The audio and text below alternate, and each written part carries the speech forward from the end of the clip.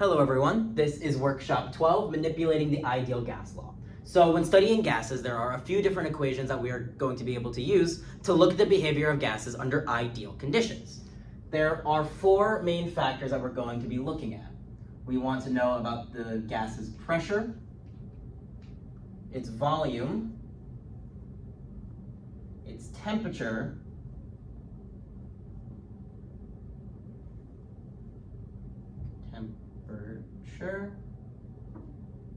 and its moles. There are simpler gas laws that look at some of these factors as one-on-ones, and then there is the ideal gas law, which is going to combine all of these factors together to look at the behavior of gas under our ideal conditions. So let's first look at our simpler laws. So first we have Boyle's law. Boyle's law is going to be your relationship between pressure and volume of your gas. Boyle's law says that pressure and volume are inversely proportional. If you increase the pressure of your gas, you must be decreasing its volume. If you increase the volume of your gas, the volume that it has, the space that it has to take up, then you are going to decrease its pressure. And so since pressure and gas are always inversely proportional to each other, then as long as your temperature and the amount of gas you have stays constant, we can derive this relationship. Pressure and volume under one set is equal to pressure and volume under the second set of conditions. If you change, so long as temperature and mole stays constant, if you change the pressure of one, or if you have two different pressures and you know the volume of one, then you know the volume of the other. Next is Charles' law. There we go. Charles's law. And this is now looking at the relationship between volume and temperature. Unlike pressure and volume, volume and temperature have a proportional relationship. They are directly proportional to each other. If you increase the volume, you are going to increase the temperature as well. If you increase the temperature, then of course you are going to increase the volume. And so same thing, if pressure and mole stays constant, and we say that volume and temperature have a directly proportional relationship, we can now derive this equation. Volume 1 over temperature 1 is equal to volume 2 over temperature 2. Now the temperature must be an absolute temperature for this relationship to work. Meaning that this temperature here, I'm actually going to start writing the units for a few things, our temperature has to be in K. For Charles' law, temperature has to be in Kelvin, but for Boyle's law up here, our units can be anything. It doesn't have to necessarily be the ideal gas law's units. Boyle's law works with any units of volume and any units of pressure so long as the two units match. You cannot use atmosphere here and then millimeters mercury here. You cannot use milliliters here and then like kiloliters here. They have to be the same unit, but for Boyle's law, you do not have to do any conversions. Next is Avogadro's law. The name Avogadro should give you a hint of what unit we are going to be looking at now. Avogadro's law is now looking at the relationship between volume and the number of moles. The volume of gas is also directly proportional to the number of moles of gas. And so if this is our equation for Charles' law, with volume and temperature being directly proportional, I'm going to write this a little bit bigger actually, just so it's a little easier to see.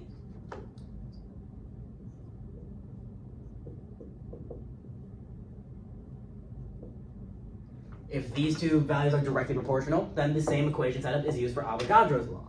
Volume 1 over number of moles 1 is equal to volume 2 over number of moles 2. And of course then this law is assuming that pressure and temperature are going to stay constant. And so now our last law before we look at the ideal gas law is called the combined gas law. So each of these first three are our simpler gas laws, just equating two of our values together, pressure and volume, temperature and volume, and moles and volume. The combined gas law is now going to combine Boyle's law with Charles's law. If we know that pressure and volume are inversely proportional to each other, and we know that volume and temperature are directly proportional to each other, we can then combine these two equations. So long as we keep both of these relationships true, then we can combine them into a single equation of pressure times volume over temperature is equal to pressure times volume divided by temperature. Our relationships are still holding true. It's still showing a inverse relationship between pressure and volume by multiplying them together, and there's still a direct proportionality between volume and temperature by dividing them. But since both of these are being held true, that also now means that pressure and temperature must also be directly proportional. So by combining these two laws, since they share volume as a unit, we are also now able to derive a relationship between pressure and temperature. A direct relationship between pressure and temperature, and between volume and temperature, with that inverse relationship between pressure and volume.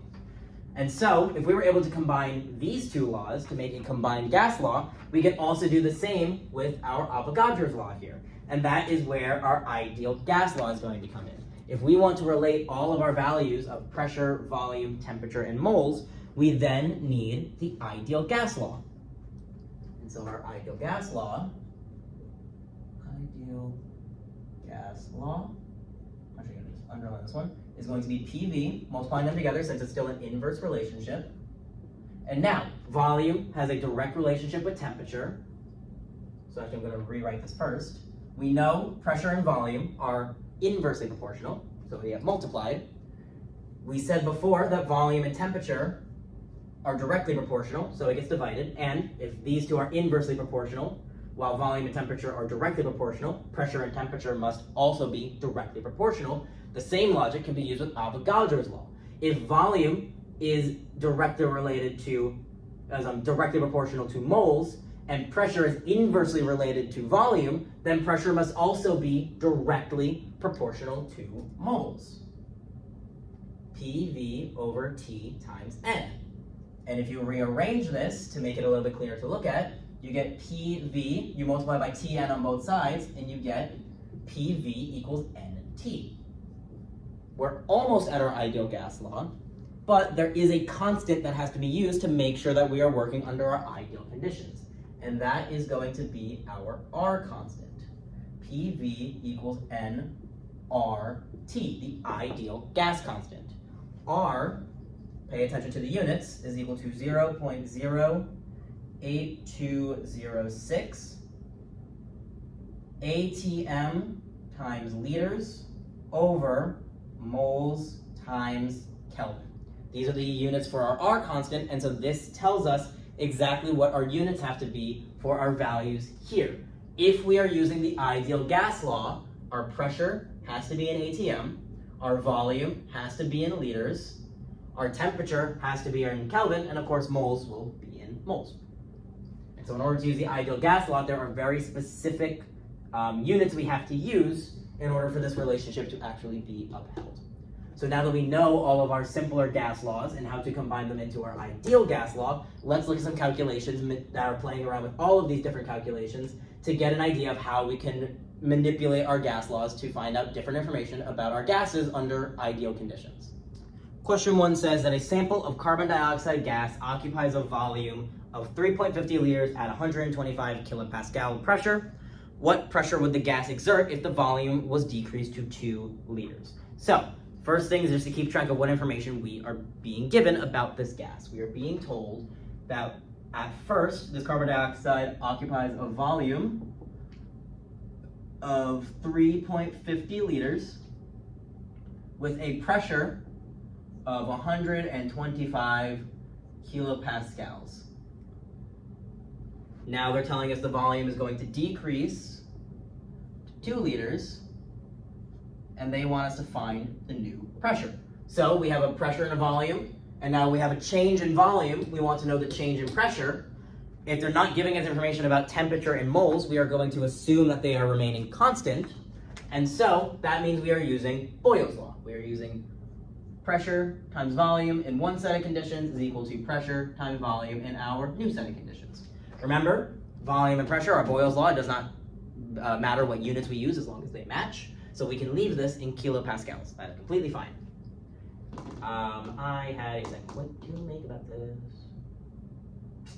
I don't remember what my second point was. Oh, well. So yeah, we can keep the units as kilopascals, and we can just plug everything in. Oh, the second point I was going to make, it does not matter which set of conditions you make conditions 1 versus conditions 2, as long as your matching data stays together. It is 350 liters at a pressure of 125, so these two values have to stay together. And so I'm just going to make those both our first values. 125 kilopascals times 3.50 liters is equal to, now we are trying to find pressure 2 when the volume is decreased to 2 liters. And so pressure 2 is going to be equal to 219 kilopascals. And now we can do a quick little logic check to see if our answer makes sense. Our volume went down from 3.50 to 2, and we said that it's a inversely proportional relationship. If our volume is going down, our pressure should be going up. So that our number makes sense. On to question 2. Question 2 says that a sample of gas occupies a volume of 2.50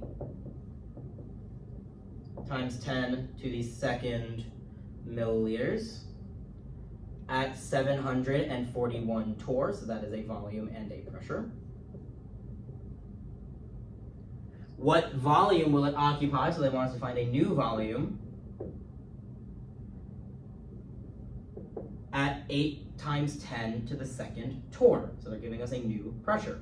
Once again, they're giving us information about volume and pressure. We are being told nothing about temperature and moles, so we assume they remain constant. We are again going to use our P1 V1 equals P2 V2. Keeping our 2.50 times 10 to the second milliliters and our 741 torr together. I'll make these my values 1, why not? And so 2.50 times 10 to the second milliliters times our pressure of 741 torr is equal to 8.00 times 10 to the second torr. It doesn't really matter what order we write them in since it is multiplication. Even though the equation I put pressure then volume, if you put volume then pressure, it's multiplication, so that doesn't really matter. So 250 or 2.50 times 10 to the second times our 741 torr is equal to 8 times 10 to the second torr times whatever V is, our milliliters, or I'll label it as V2 so we have the correct term to solve for. And so V2, multiply these together, divide by 8 times 10 to the second on both sides. That means our volume is now 232 milliliters. Again, let's do a quick little logic check.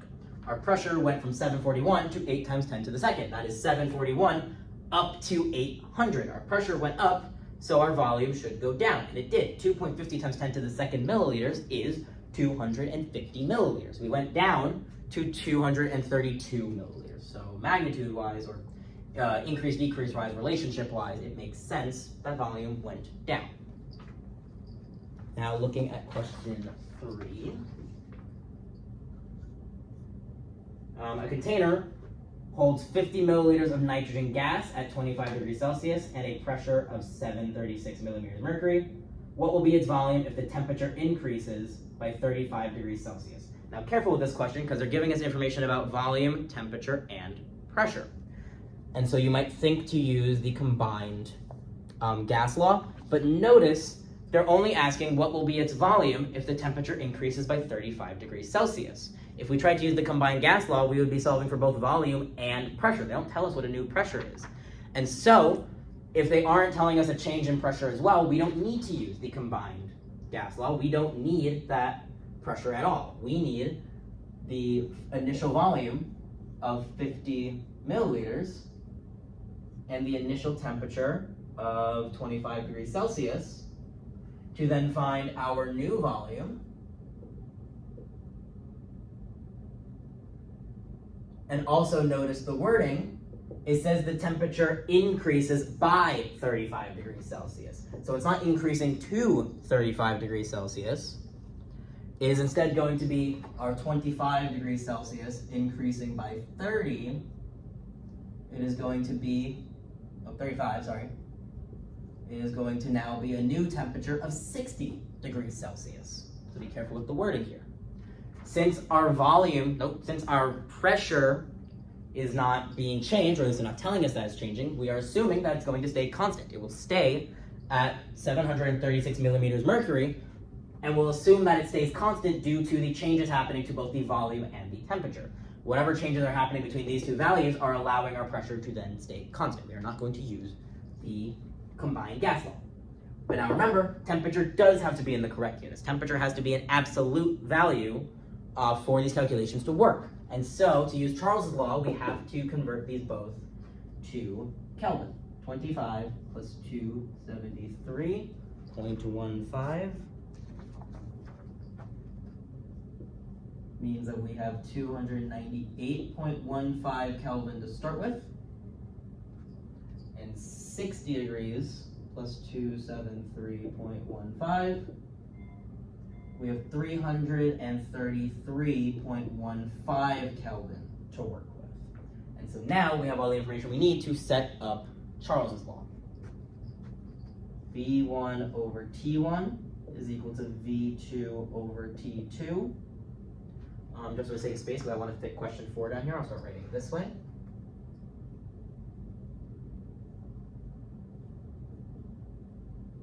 And so V1, 50 milliliters.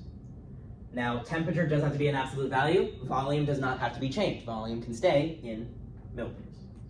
So 50.0 milliliters over T1, 298.15 Kelvin, is equal to the volume that we're trying to find, V2, over 333.15 Kelvin. 50 divided by 298.15, and then you multiply by 333 on both sides to get V by itself. V2 is going to be equal to 55.9 milliliters. Temperature and volume have a direct relationship, so if temperature increased, our volume should also increase. And so our number going up here makes sense. And now question 4. Question 4 says that a sample of gas has a volume of 852 milliliters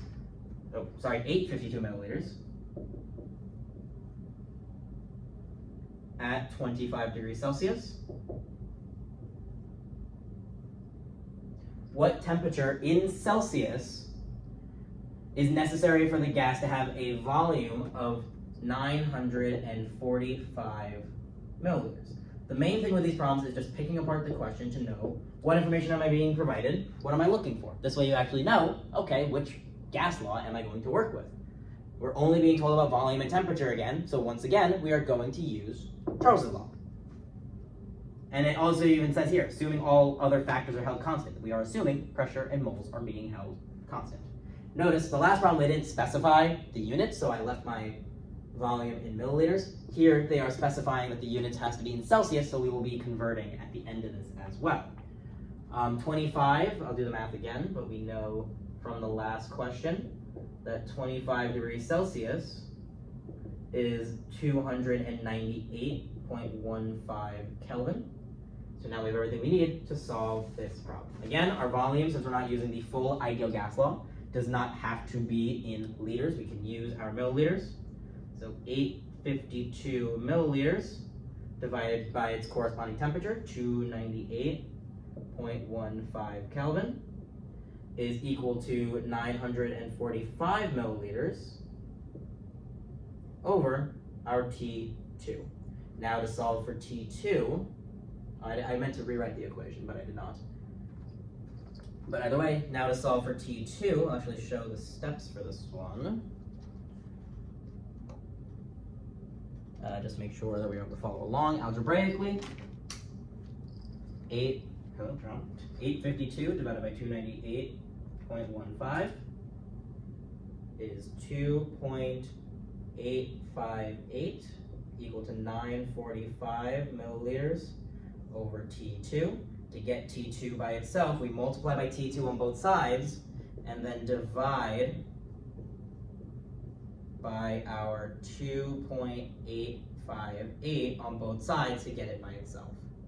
And so our new temperature is 331 Kelvin.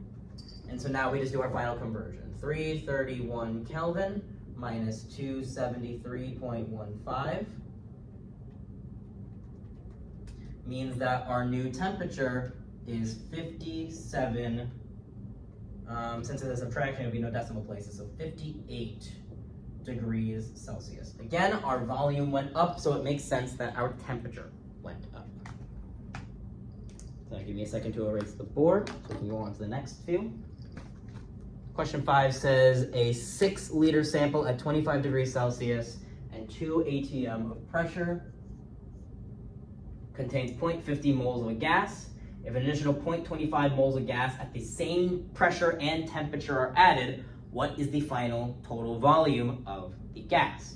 So even though we're being told information about volume, temperature, pressure, and moles, we know that we are changing moles because we are adding moles, and we know the pressure and temperature are staying the same. So we don't need to actually denote any information about our pressure and temperature. They're staying constant, so it's not going to help us solve anything. We do need to know about our moles. We are starting with 0.50 moles. And they're asking about the volume change. What is the final total volume of the gas? So we also care about our initial, about our initial, well, I guess I'll have to label that there, volume. So we start with 6 liters.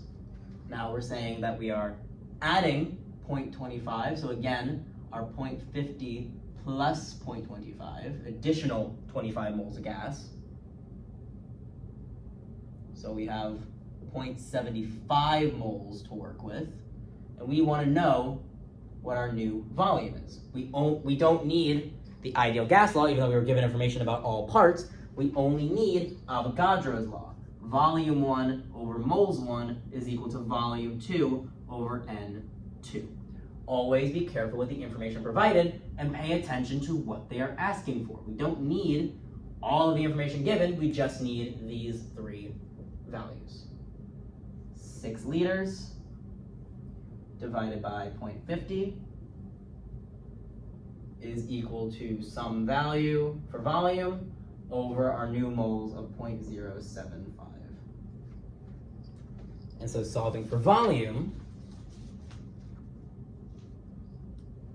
we have a new volume, I don't know why I put a question mark,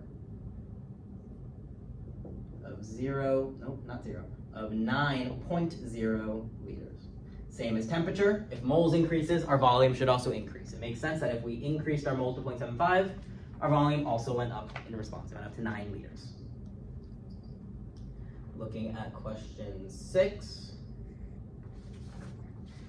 How many liters of ammonia gas is generated when 4.75 liters of hydrogen gas reacts with excess nitrogen? So now this is looking at a balanced equation. They're asking about liters of ammonia. And so we have to remember, what do you get from a balanced chemical equation? Your stoichiometric ratio is telling you about the mole ratio between those elements. How many moles of reactant do I need to make how many moles of product? And so if they're giving us a balanced chemical equation, that means they're telling us the moles that we have in this solution. So once again, we're going to be using Avogadro's law. They're telling us the starting volume, how many liters of ammonia gas is generated when 4.75 liters of hydrogen gas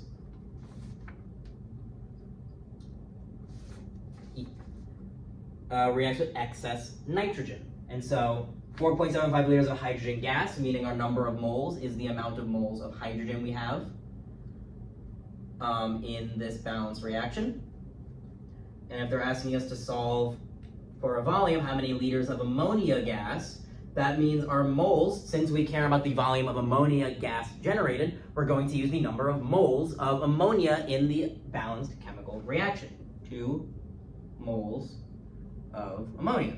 So you can even use a little bit of stoichiometry when doing your ideal gas law. Because it's a 3-to-2 ratio between our moles of hydrogen and our moles of nitrogen, we are able to use those as our mole values when setting up for our Avogadro's law. If 3 moles of hydrogen are taking up this much space, how many moles will 2 moles of ammonia? How much space will 2 moles of ammonia take up? So V1 over N1 equal to V2 over N2. 4.75 liters over our 3 moles of hydrogen in this equation is equal to some volume of ammonia gas when we produce 2 moles of ammonia. And so our V2 is equal to 3.17 liters. It makes sense that our volume went down. We are going to produce less moles of ammonia than moles of hydrogen we started with, and so our volume should also go down in the process. Looking at question 7. The pressure of 8.40 liters of nitrogen gas in a flexible container is decreased to 1/2 its original pressure, and its absolute temperature is increased to double the original temperature. What is the new volume? So they're being kind of vague in this problem, but the main thing to pick apart is that we're being told a pressure. We're being told we kind of are being told a pressure, but we're being told a volume of 8.40 liters. And by the end of this, what is the new volume? So we know that volume is going to be what we're solving for. And now they're not telling us anything about the temperature, not that they're not telling us anything. They're not telling us exact values of the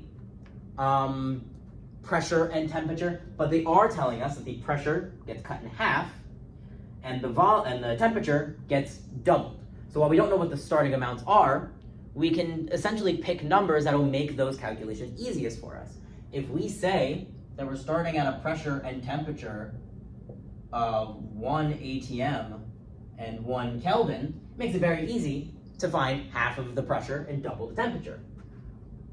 Our pressure got cut down to 50, and our temperature got doubled, so now we're at 2 Kelvin. You can pick whatever numbers you really want in this case. You can use any numbers that you know how to take the half of and know how to double.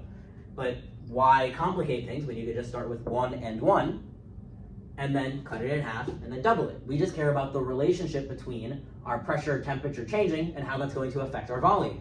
As long as the pressure gets cut in half and the temperature gets doubled, it doesn't matter really what numbers get plugged in here. So just make it as easy for yourself as possible. So looking at question 7, keeping all of our information together, we are looking at now volume, pressure, and temperature. So it is our our combined gas law. P1 V1 over T1 equals P2 V2 over T2.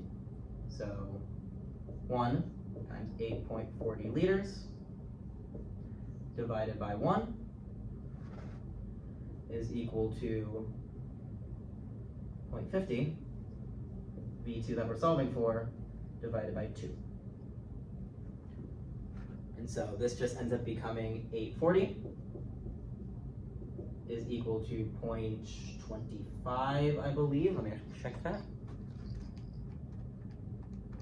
Yep, 0.25 V2. And so V2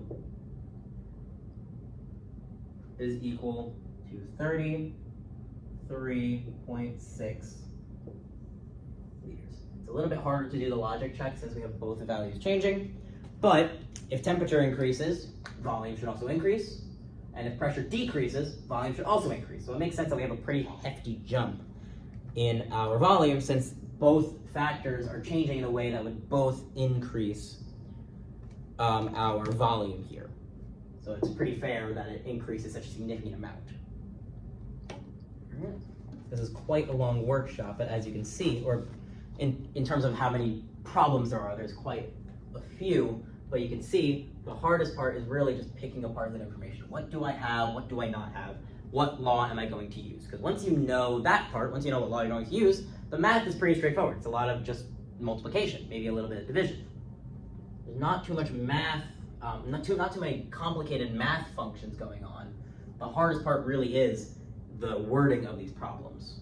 So a sample of gas at an initial volume of 8.33 liters, an initial pressure of 1383 torr, an initial temperature of 13 degrees Celsius, simultaneously changes its temperature to 82 degrees Celsius and its volume to 5.72 liters.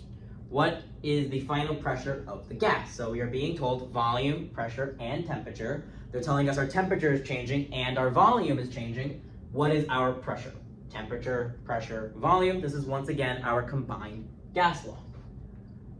Volume is equal to 8.33 liters. Pressure is equal to 1383 torr. And temperature is 13 degrees Celsius. And then they tell us that volume decreases to 5.72. Pressure is what we are solving for. What is the final pressure? And temperature increases to 82 degrees Celsius. And so now we just have to do some conversions before we can go ahead and actually solve for our pressure.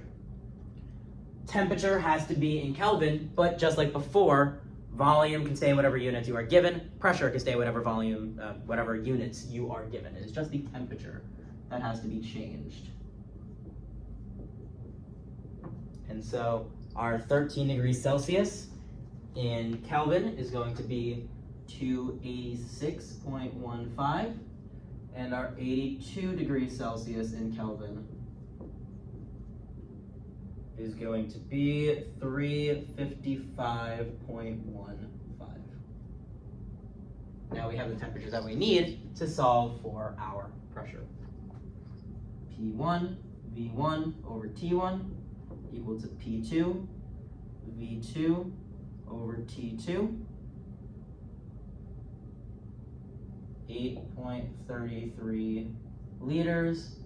Oh, actually, let me write it the way I have it on here. Our 1383 torr times our 8.33 liters divided by our 286.15 Kelvin is equal to pressure that we're solving for times 5.72 liters divided by 355.15 Kelvin. And so setting up the steps, 1383 times 8.33 divided by 286.15. So that is 40.260 is equal to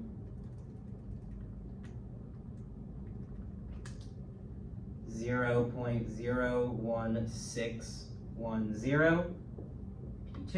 We divide on both sides to get P by itself, and so pressure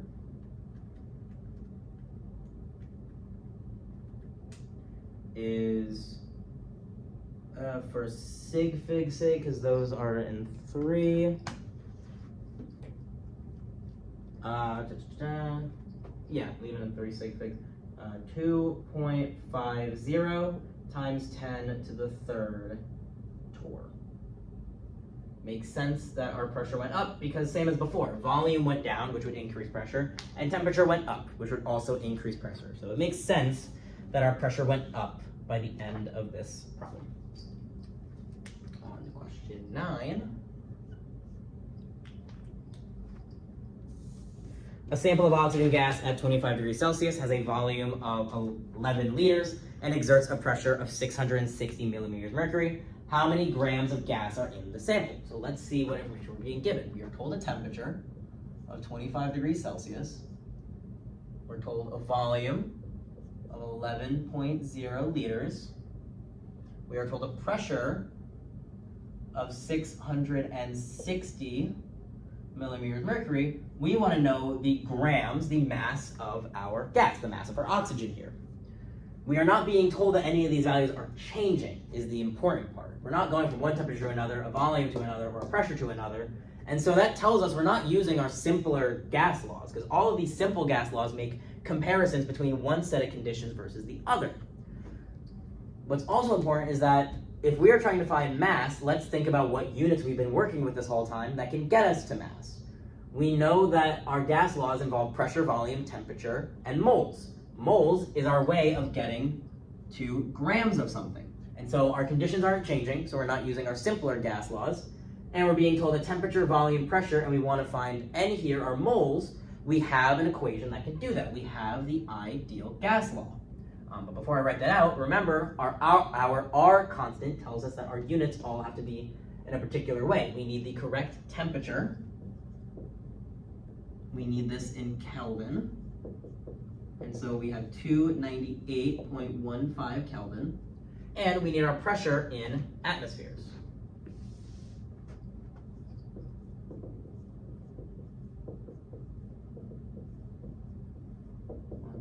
Kelvin. And so now we need to convert millimeters mercury into atmospheres. Millimeters mercury and torr have the same conversion factor. 1 ATM is going to equal 760 torr. Or sorry, millimeters mercury in this case. But again, the conversion factor is the same.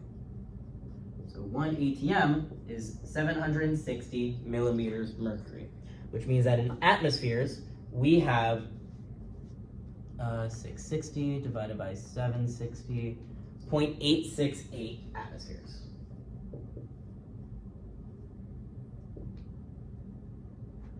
Now we have everything in our correct units to use our ideal gas law. PV equals nRT, 0.868 times 11 liters is equal to N, which we're solving for. Our R constant, 0.08206, and our temperature, 298.15. 0.868 times 11, so 9.548 is equal to 0.08206 times 298.15 is equal to 24.466 N. And so we have 0.390 moles as our N value, 0.390 moles of oxygen. And so now the last step, if we know that we're working with oxygen gas, we know how to get from moles to grams. 0.390 moles of oxygen. Remember, oxygen is a naturally diatomic element, because when we go to find mass, 1 mole of oxygen will be equal to 32 grams, not 16. And so, in this sample, we have 12.5 grams of oxygen. Based on the information given, we know we couldn't use our simpler gas laws, and if we're trying to find mass, the only value that can tell you mass, based on our gas laws, is moles. I think I have enough space to fit 10 on the board before I have to erase stuff again. So I'm going to try to do so. Question 10. Calculate the approximate volume of a 28.36 gram sample of chlorine gas at 11 degrees Celsius and a pressure of 2.43 ATM. So they're telling us we need to find volume, number of moles. We don't know yet, but we have grams right now. We know the temperature is 11.0 degrees Celsius. And our pressure is 2.43 ATM. So again, we're not going from one pressure to another or one temperature to another or anything like that, so no simple laws. And we have pressure, temperature, we can find moles, we're looking for volume, we can use our ideal gas law. It's just converting our units. 11 degrees Celsius converted into Kelvin is 284, I believe. Let me just make sure of that. Yeah, 284.15 Kelvin. And now doing our mass conversion, we are told that we have 28.36 grams. of chlorine gas. Again, chlorine is a diatomic element. And so 28.36 grams of chlorine gas. I'm not going to have space over here, I'll move it down. 28.36 grams of chlorine gas for every 1 mole of chlorine. It is not going to be a mass of 35.45, it's going to be a mass of 70.9.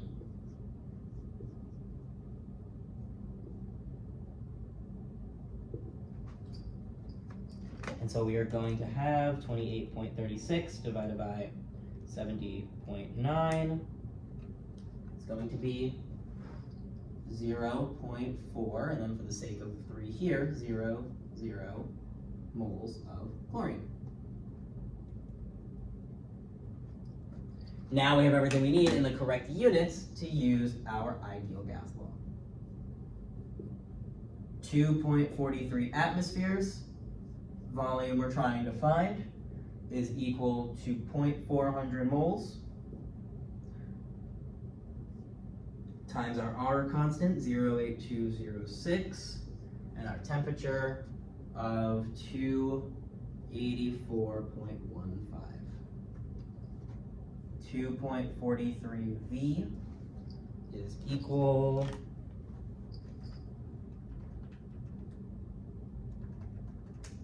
to 9.327, and so V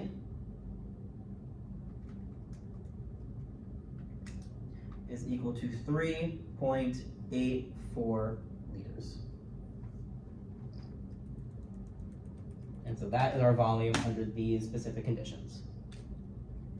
All right, now we're moving on to the last 3 questions of this workshop. Again, there's a lot of problems in this, but there's a lot of different ways to use your different gas laws. And again, the most difficult part is not necessarily calculations, because it's all just multiplication, plugging it into plugging into whatever gas law you need to use in that situation. The hard part is, what gas law do I need to use in this situation? What information am I being provided to actually find my end goal? What am I trying to get to by the end of this, and what equation will help me do that best? Question 11, a 23.8 liter balloon is filled with 88 grams of carbon dioxide at 15 degrees Celsius. What is pressure in kPa? So we know a volume of 23.8 liters. Once again, we were not given moles. We were told we have 88 grams of carbon dioxide. And we have a temperature of 15 degrees Celsius. They want us to find pressure specifically in kPa. Volume, moles, temperature, pressure, we are able to use our ideal gas law.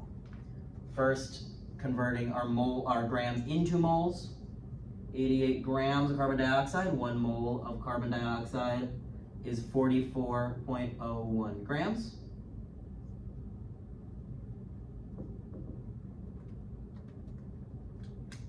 And so we have 2.0 moles of carbon dioxide, and then 15 plus 273.15.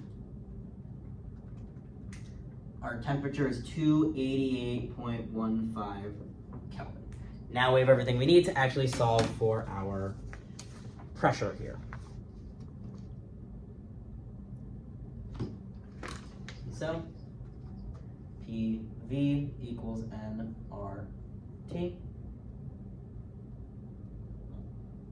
We are looking for pressure. Our volume is 23.8 liters is equal to N, which is 2.0. Our gas constant, 0.08206, times our temperature, 288.15. 23.8 P is equal to 2 times 0.08206 times 288.15. So that equals 4.729. Getting P by itself, 4.729 divided by our 23.8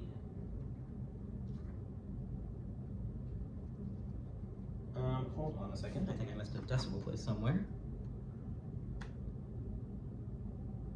Oh, yes, I put 0.2 on my calculator by accident. Sorry. That's why I was like, that number doesn't make sense with the numbers we're working. It is 1.98, so that would round to 2.0 ATM. And so now we just want to find this in kilopascals. 1 ATM is equal to 101,000, let me write that a little bit neater, 101,325 kilopascals. There is a direct comparison. You could also convert it into pascals and then convert to kilopascals from there. Both will work. 2 times 101.325. And so we get 203 kilopascals. Question 12 now says, how many moles of air are in a 3 meter by 4 meter by 2.50 meter room if the room is at 22 degrees Celsius and 703 millimeters mercury? So these last few problems are just making the wording more and more difficult. Again, the calculations can only go so far. It's the wording now that we have to start playing around with. So, things that we know for sure from question 12, we're solving for moles.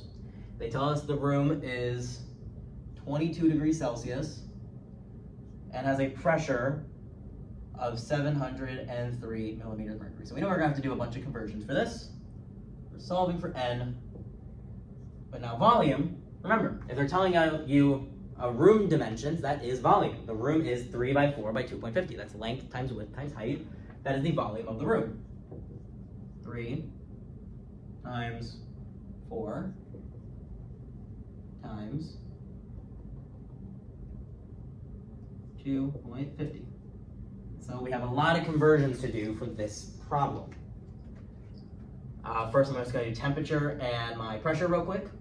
22 plus 273.15 is equal to 295.15 Kelvin, 703 millimeters mercury. Divide by 760 millimeters of mercury for every 1 ATM. And you have a not partial pressure, sorry. And the pressure in this room is 0.925 atmospheres. Now focusing on what we have for our volume. 3 by 4 by 2.50, that is equal to 30. Remember, units also get multiplied as well. We treat them as variables. Meters times meters times meters would be meters cubed. We have 30 cubic meters. We need to get to liters somehow. So let's think about our units real quick. Meters tends to be solid volumes, while liters tends to be liquids or gases. And we have a comparison. We know a conversion factor that gets us from our solid volumes to our liquid volumes. That's cubic centimeters for every milliliter. And so if we know cubic centimeter to milliliter, we know how to get from milliliter to liter, and we should know how to get from meter or cubic meter to cubic centimeter. So that's the pathway we're going to take to find our volume. So 30 cubic meters for every 1 meter, there's 100 centimeters. And now remember, we have to square a cube root both terms, the unit and the 100. That would get us out of cubic meters. And so then from there, now let's do this step by step. This will give you 3 times 10 to the 7th cubic centimeters, which, since it's a 1-to-1 ratio, 1 cubic centimeter is equal to 1 milliliter. That also means we have 3 times 10 to the negative 7th milliliters. So the last step, 3 times 10, this should be 3.0, sorry. Actually, should be 3.00. Hold on a second, let me fix all this. 3 sig figs multiplication, 30.0. There we go.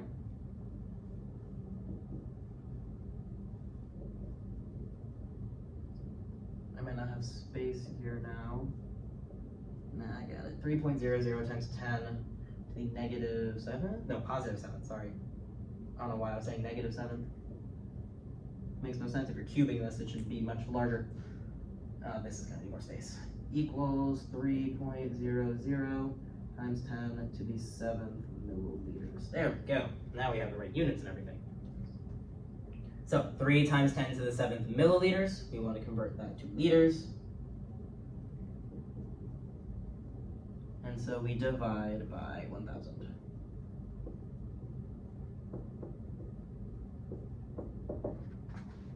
And so our volume is 30,000 liters, or 3 times 10 to the 4th liters. So with all that work done, we now have our correct units for everything to get plugged in. PV equals nRT.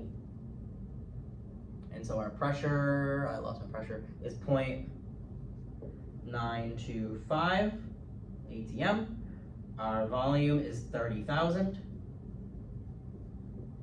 N is what we're solving for, times our gas constant, times our temperature in Kelvin.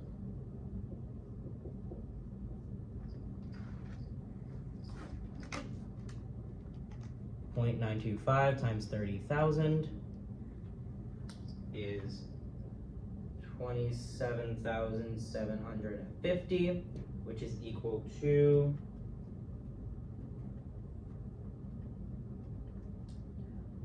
24.220 N, and so N by itself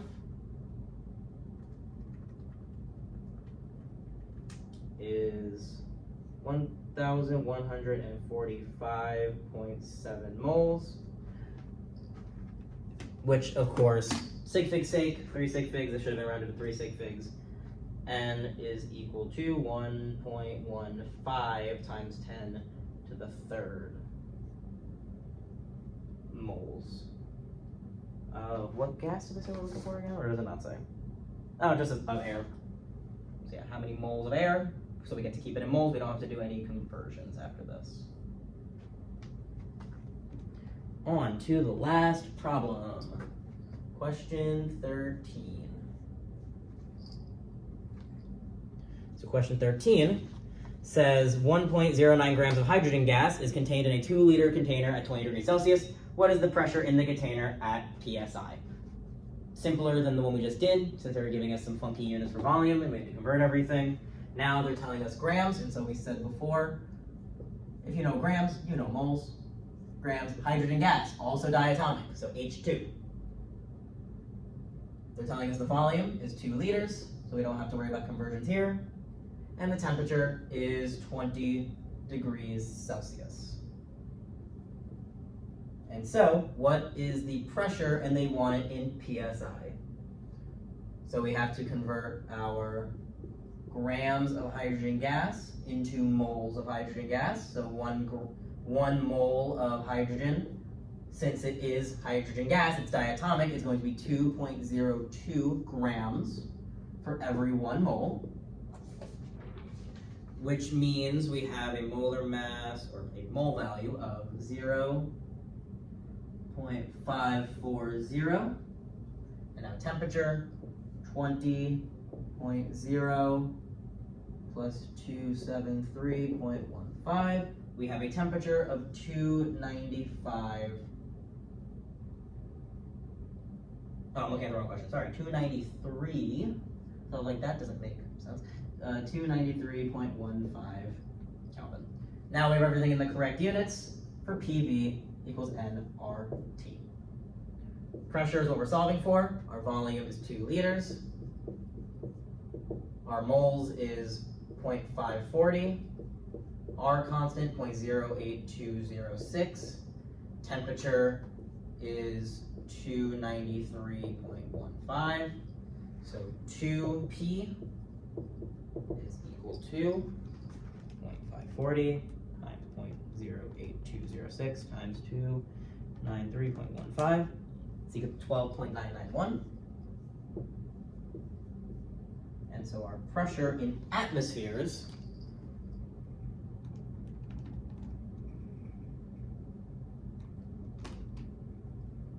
is, I did that backwards, sorry. There we go. Is 6.50. 6.50 ATM.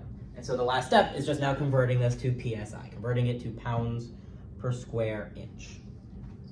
So 6.50 ATM. There are 14.7 PSI for every 1 ATM. And so the pressure that we have here is 95.6 PSI. Like I keep saying, the hardest part about these questions is not the calculations, it is the reading comprehension. Picking apart the question to know what information you're given and therefore being able to figure out what equation you should be using, what is going to help you best get to your desired answer. And then of course, it's a lot of unit conversions, remembering your actual units. Do not forget the units of the ideal gas law, and honestly, if it helps, memorize the units of the R constant. Since the R constant is in liters times atmosphere over moles times Kelvin, this tells you all of the units that you need for your ideal gas law. Everything should cancel out with the R constant, and so this now tells you that your volume has to be in liters, your pressure in atmospheres, your moles are moles, and your temperature has to be in Kelvin. So the main things are the units, your conversion factors for stuff like pressure and volume and everything, and being able to pick apart the question to know what am I being told, what am I being asked for, which equation is best going to help me get there. That is the end of this workshop. If there are still any questions on the content that was covered in this recording, absolutely reach out to the Math and Science Resource Center here at John Jay to get more assistance. You can book an appointment yourself through John Jay Navigate, or you can go to the Tutoring Center on campus, room 1.94 in the new building, and someone at the front desk can help you book an appointment. You can book one-on-ones either in person or virtually, and there are plenty of tutors here who can help you understand the content better.